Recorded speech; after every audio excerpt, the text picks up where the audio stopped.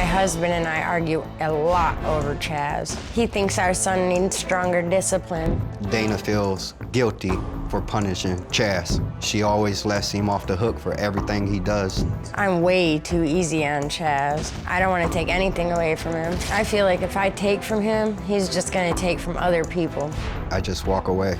There is no point trying to get through to Dana because she's going to win. How do you control a kid when you're not allowed to? Well, Chaz's father, Chaz Sr., says that he's tried to discipline their son, but his wife always puts a stop to it. What do you think about the advice that I'm giving your son? I think it's correct. I think he needs to be punished. You just can't run around the streets doing what you want. And like I tell him all the time, you know what I'm saying? You might have a little respect on the streets right now because of the kids these days. To me, all these little gangsters going around right now, they all soft. They don't know what hard is. And like I told him, one day when you turn 18, I'll go show you what hard is. If I don't, the government will. We have a criminal defense attorney here, former district attorney Mark Davis, and he says jail damn sure should scare Chaz. He just asked me a question in earnest about what I would do if I were him. What do you think of my answer, Mark? That was excellent. It was excellent.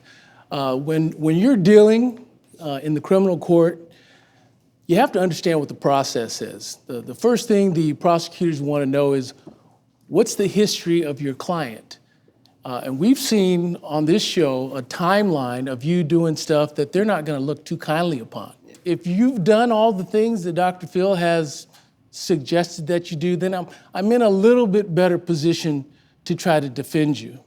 But if you can't do that, if you look like you show no remorse, if you look like you want to be the tough guy, if you look like you want to have street cred, you're going to be in a world of hurt. I feel bad for your mom about what's going to happen to you.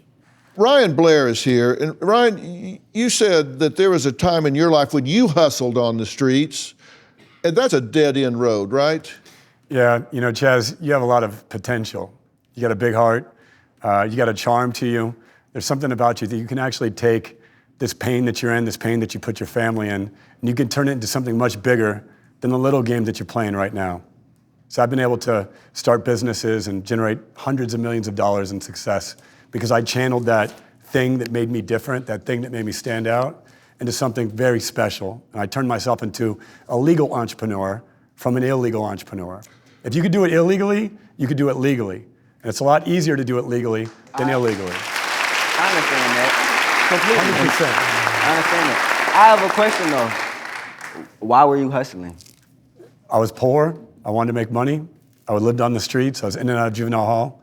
Same thing that you're doing. What made you change? Like one day, you just woke up and was like, I don't want to do this no more? Or you just smoked? You know what made your me bag? change? Is I had a moment like you should be having right now. He went from the streets to a successful entrepreneur. He has written a best-selling book called Nothing to Lose, Everything to Gain, How I Went from Gang Member to Multimillionaire Entrepreneur. What you bang? And he absolutely has done what it takes to turn it around. You asked the question. You can read the book. I said, oh, read the book? You don't represent on camera? Okay. Yeah, exactly. That's smart.